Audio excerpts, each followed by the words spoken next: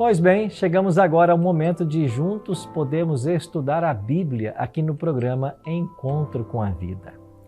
Estamos numa série muito especial a respeito das 7 igrejas do Apocalipse. E hoje chegamos à 7ª e última igreja, a igreja de Laodiceia. Uma igreja morna, segundo a carta de Jesus para ela. Vamos entender um pouquinho mais sobre esta igreja, a sua mensagem e as aplicações para os dias atuais. Mas como você já sabe, a gente não começa a estudar a Bíblia aqui sem antes fazer uma oração. E eu queria convidar você a nós orarmos juntos para que Deus nos dirija mais uma vez em nosso estudo. Ora comigo? Nosso Pai querido, muito obrigado pelo privilégio de estarmos reunidos mais uma vez para estudarmos a Tua Palavra.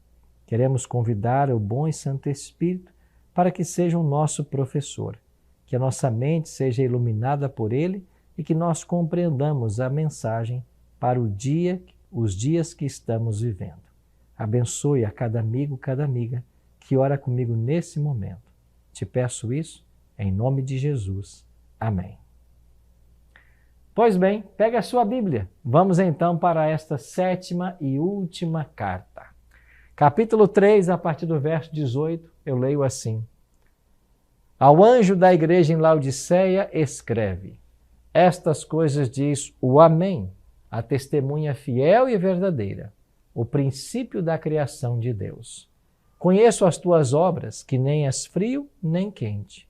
Quem dera fosses frio ou quente.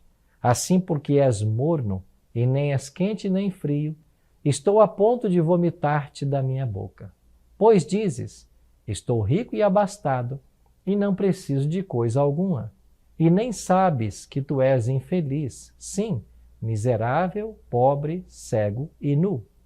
Aconselho-te de mim que compres ouro refinado pelo fogo, para te enriqueceres, vestiduras brancas para te vestires, a fim de que não seja manifesta a vergonha da tua nudez, e colírio para ungires os olhos, a fim de que vejas. Eu repreendo e disciplino a quantos amo.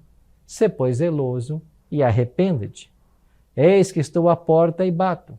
Se alguém ouvir a minha voz e abrir a porta, entrarei em sua casa e cearei com ele, e ele comigo. Ao vencedor, dar-lhe-ei sentar-se comigo no meu trono, assim como também eu venci e me sentei com meu Pai no seu trono.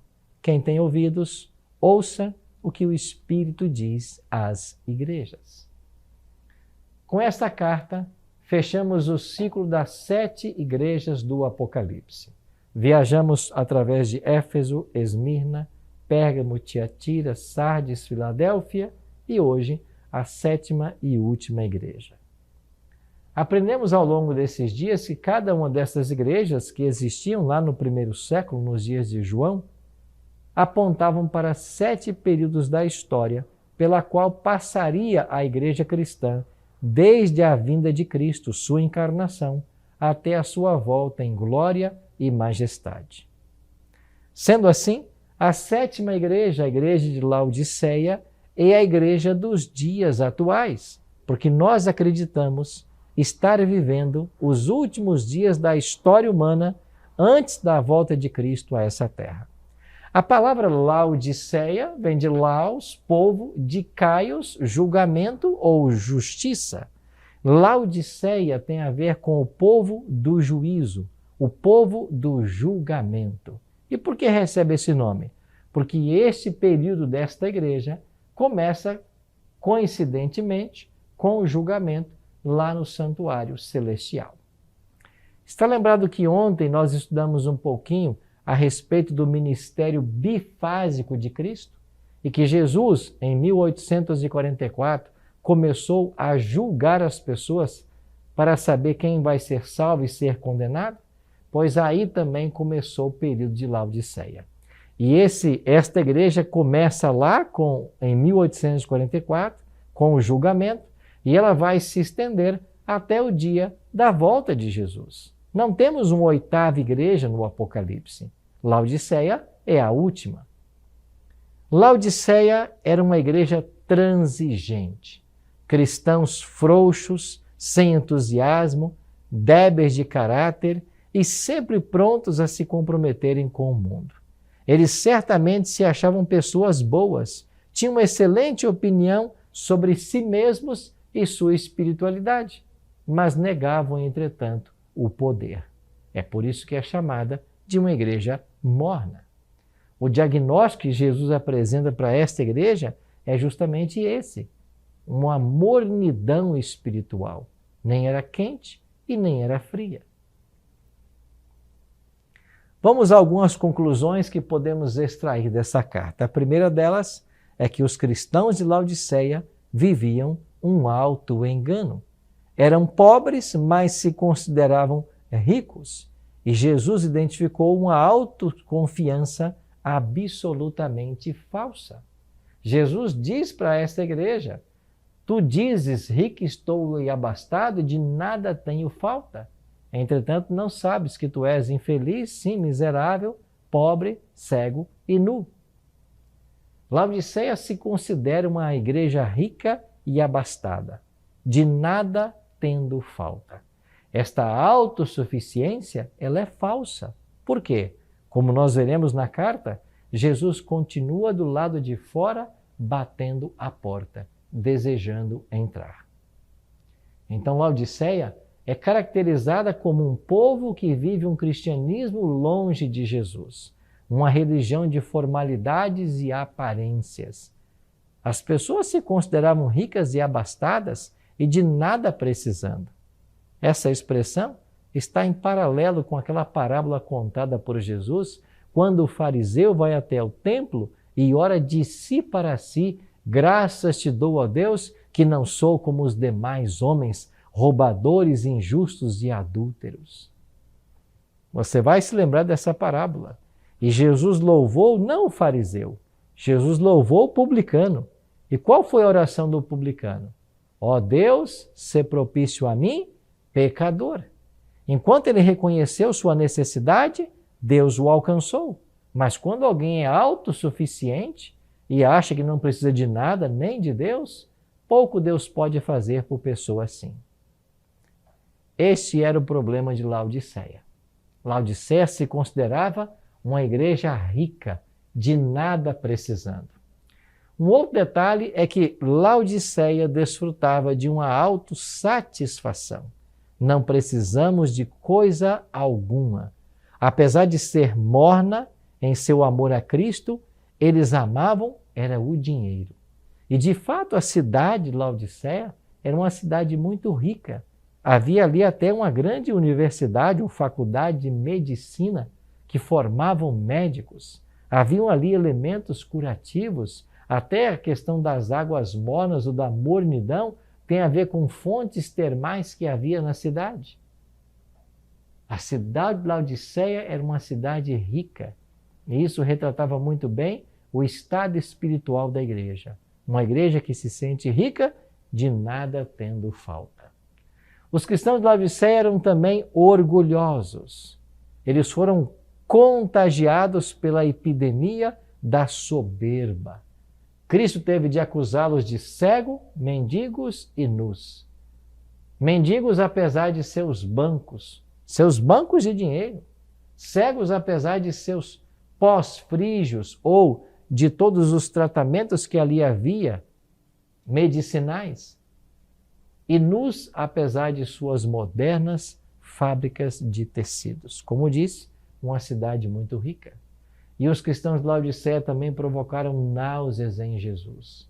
Eles tinham mais esperança nos publicanos e pecadores do que nos orgulhosos fariseus, como contado na parábola que eu acabei de mencionar. A antiga igreja de Laodiceia desapareceu da antiga cidade, só sobraram ruínas, ou seja, ela perdeu seu tempo de oportunidade. E esse é um risco que todos nós corremos também. Você vai se lembrar que a graça de Deus não estará disponível para sempre. Todos nós temos um tempo de oportunidade. É por isso que em Hebreus capítulo 4, verso 4, o autor bíblico nos desafia ou nos convida: hoje, se ouvirdes a sua voz, não endureçais o vosso coração. Laodiceia perdeu o seu tempo de oportunidade. Nós não podemos perder. Nós precisamos, a cada instante, nos colocarmos nas mãos do Senhor para que a obra dele se realize em nossa vida. Mas existem alguns detalhes interessantes nesta igreja. Primeiro, Jesus se apresenta como aquele que tem os remédios para resolver o problema de Laodiceia. Se o problema de Laodiceia é a sua mornidão espiritual, Jesus tem uma solução para ela. Então, Jesus se apresenta a Laodiceia como um mercador espiritual, ao dizer: aconselho que de mim compres. Ou seja, Jesus tem a solução para que Laodiceia saia desse estado de mornidão espiritual. Então, Cristo passa a apresentar qual é a solução. Aconselho que de mim compres. E ele começa com o ouro refinado pelo fogo. O que significa o ouro refinado pelo fogo? O ouro refinado pelo fogo fala-nos da fé e do amor. Laodiceia precisava da fé em Cristo e do amor ao próximo. Deixar o egoísmo e o amor às riquezas. Aconselho-te que de mim compres ouro refinado pelo fogo. Será que eu e você estamos precisando também desse mesmo remédio que Laodiceia precisava? Fé e amor. Será que você tem se sentido uma pessoa abandonada por Deus? Será que eu estou falando agora para alguém que descreu até da existência dele? Será que a sua fé arrefeceu? Será que a chama da verdade está quase apagando na sua vida? Se isso tudo está acontecendo, Jesus é aquele que tem todo o poder para resolver completamente o seu problema. Ou seja, ele pode mudar a sua vida. Se você comprar desse mercador espiritual o ouro refinado pelo fogo, você vai se enriquecer. Não dos bens terrenos. Eu estou falando de uma fé genuína que se apega às promessas do Senhor e confia nele como uma criança confia num pai a quem ama. Ouro refinado pelo fogo, fé e o amor. Jesus disse que eu também te aconselho que de mim compres ouro refinado pelo fogo e vestiduras brancas para te vestires, a fim de que não seja manifesta a vergonha da tua nudez. Ou seja, Laodiceia é uma igreja que está nu. A nudez dela está patente aos olhos de todos. Nesse ponto, eu queria chamar a sua atenção lá para o Jardim do Éden, quando Adão e Eva viviam em perfeita paz. Houve um momento que eles se separaram, Eva comeu do fruto proibido, depois levou para Adão, ele também comeu, e quando eles comeram do fruto proibido, de acordo com Gênesis capítulo 3, eles perceberam que estavam nus. Sabe o que significa essa nudez aqui de Adão? Essa expressão nus da língua hebraica, ela está conectada com um adjetivo usado para a serpente, a mais sagaz de todos os animais, em Gênesis 3:1. Então, Adão e Eva, que foram criados iguais a Deus, quando desobedeceram e cometeram o pecado, se tornaram iguais à serpente, que é Satanás. E Adão percebeu isso quando ele percebeu a sua nudez. Laodiceia acha que não precisa de nada, mas ela está nua, ou seja, ela se parece com Satanás por causa de seus pecados e do seu afastamento de Deus. Então, para o problema da nudez, o remédio que o divino mercador oferece é vestes brancas. Vestes brancas para te vestires, a fim de que seja coberta a tua nudez. Você sabe que essas vestes brancas na Bíblia são símbolos da justiça de Cristo.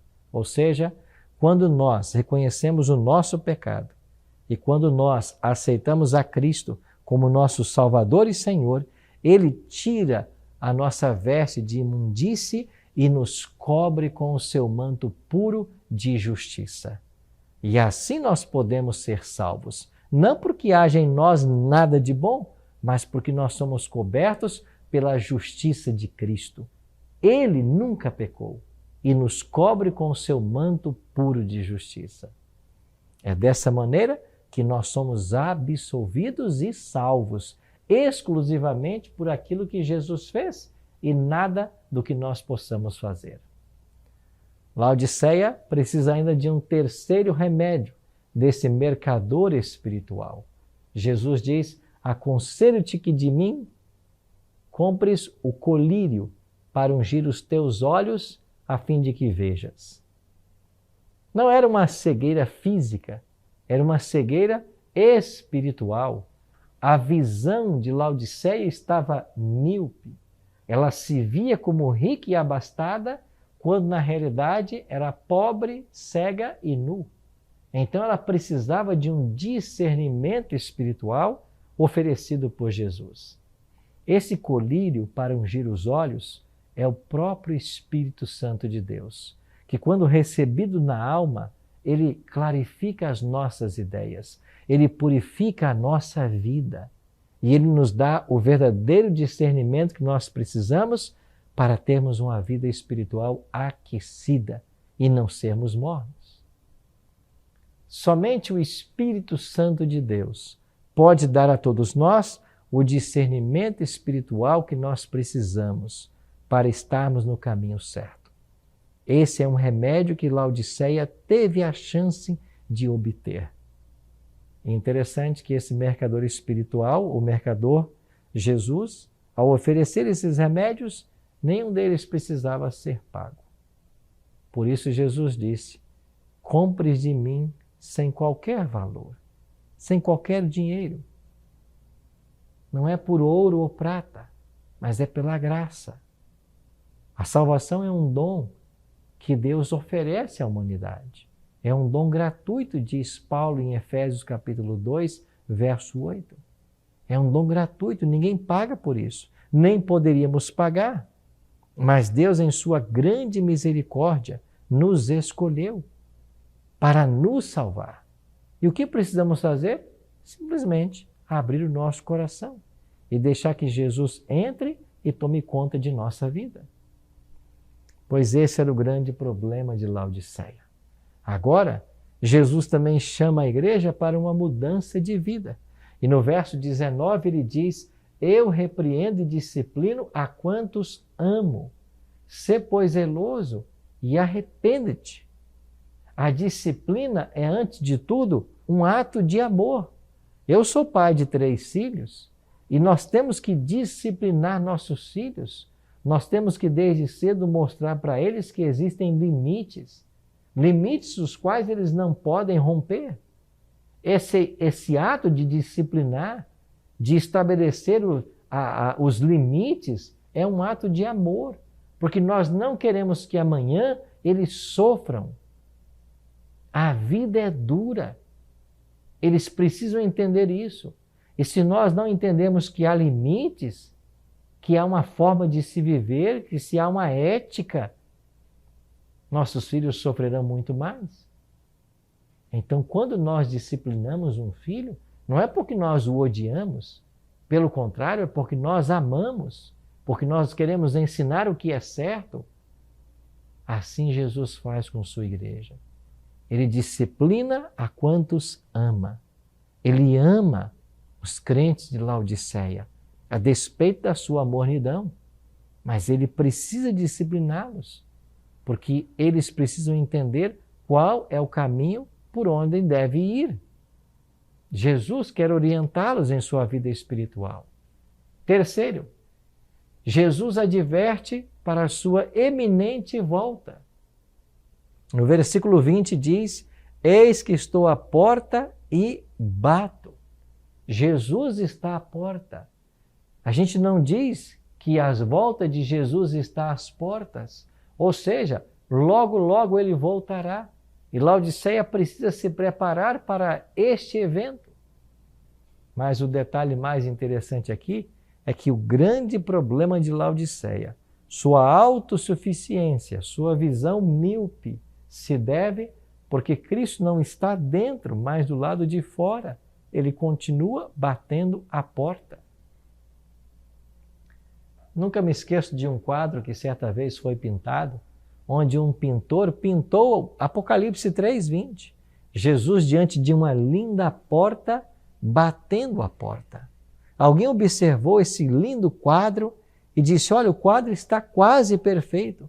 Ele só não é perfeito por um detalhe. E o artista perguntou: qual? Você esqueceu de colocar na porta a fechadura. E então o artista disse para esse observador: não, eu não esqueci de colocar. Esta é a porta do coração. Jesus não pode abri-la por fora. Ela só abre por dentro. Esta é uma grande verdade da Bíblia. Jesus bate à porta do coração, mas ele não arromba. Ele não pode forçar a entrada. Aliás, é o diabo quem tenta forçar. Jesus apenas bate à porta e diz assim: se alguém ouvir a minha voz e abrir a porta, eu entrarei em sua casa, cearei com ele e ele comigo. Quando Cristo fala em cear, em tomar uma refeição com aquele que abre a porta, ele está falando da tradição mais amigável que havia nos dias bíblicos. Quando você trazia alguém para comer com você, esse era um sinal de afeição, de amizade, de boa vontade. Nada mais na cultura bíblica poderia expressar esse afeto do que você convidar alguém para cear com você. E é isso que Jesus está pretendendo com Laodiceia. Se alguém ouvir a minha voz e abrir a porta, eu vou entrar, eu vou cear com ele e ele comigo. Mas sabe por que muitas vezes a porta não se abre? É porque muitas coisas estão impedindo a abertura dessa porta. Muitas vezes colocamos tantos entulhos em nossa caminhada cristã, entulhos atrás da porta, que ela não pode se abrir. Ao pensar hoje em sua trajetória espiritual, em sua caminhada, eu te pergunto: será que você tem colocado atrás da porta tantos entulhos ao ponto de que a porta não pode se abrir? Será que hoje não é um dia para você refletir sobre isso? Será que hoje não é o dia para você refletir sobre isso e tirar todo o empecilho que tem impedido Jesus de entrar em seu coração? Talvez eu esteja falando para alguém que tem vivido um grande dilema, alguém que está estudando a Bíblia, que conheceu a Cristo, que deseja aceitá-lo como Salvador, mas tem sofrido pressões familiares por causa dessa decisão. Talvez você tenha aprendido aqui no programa Encontro com a Vida certas verdades da Palavra de Deus que você antes não conhecia, mas agora os familiares não entendem a visão que você está tendo da Bíblia e as mudanças que você pretende fazer. Eu não sei quais são os entulhos que às vezes impedem que a porta seja aberta, mas Cristo tem o poder de limpar completamente a nossa casa, de entrar e fazer morada. Isso depende de uma autorização, de um ato de fé que nós precisamos exercer para com Jesus. Amigos, a carta de Laodiceia é uma carta para o tempo presente, porque Laodiceia representa a última igreja do Apocalipse, representa o povo que vive justamente nos dias da volta de Jesus. Nós temos que abrir a porta. Ele é o noivo, apaixonado que só em busca dos que são seus. Ele não desiste, não descansa. Ele é o Deus que trabalha noite e dia para trazer seus filhos de volta para casa. Laodiceia é a igreja que vai ver a volta de Jesus. Não há uma oitava igreja. Não há um outro período profético. Não. Será nos dias de Laodiceia. Ainda que a nossa igreja pareça morna, ainda que a nossa igreja tenha dificuldades espirituais, é esta igreja que verá os dias da volta de Jesus.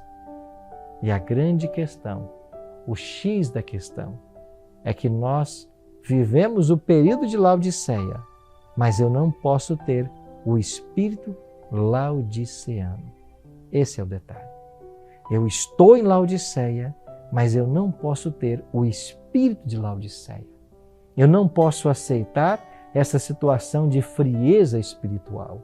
Eu tenho que buscar individualmente o aquecimento da minha vida espiritual. E esse aquecimento, essa mudança, ela só acontece quando eu aceito o tríplice remédio das mãos de Cristo. Relembrando, quando eu aceito das mãos de Jesus o ouro refinado pelo fogo, as vestiduras brancas e o colírio. Quando eu aceito esse tríplice remédio, eu sou curado em minha alma e a minha religião é restaurada. O convite para você hoje é para você, mesmo vivendo o período de Laodiceia, não ter esse espírito autossuficiente dos laodiceanos, mas abrir a porta para que Jesus entre e faça toda a diferença na sua vida. Querido amigo, querida amiga, eu espero sinceramente que hoje seja um dia de abrirmos a porta do nosso coração para deixarmos que Jesus entre e faça morada. Ele tem te buscado ao longo de toda a sua vida. Desde o seu nascimento, Cristo tem trabalhado em você para que você o aceite como Senhor e Salvador. Não perca a chance. Nesse momento, abra o seu coração e permite que Jesus seja entronizado em sua vida. Vamos orar por isso agora?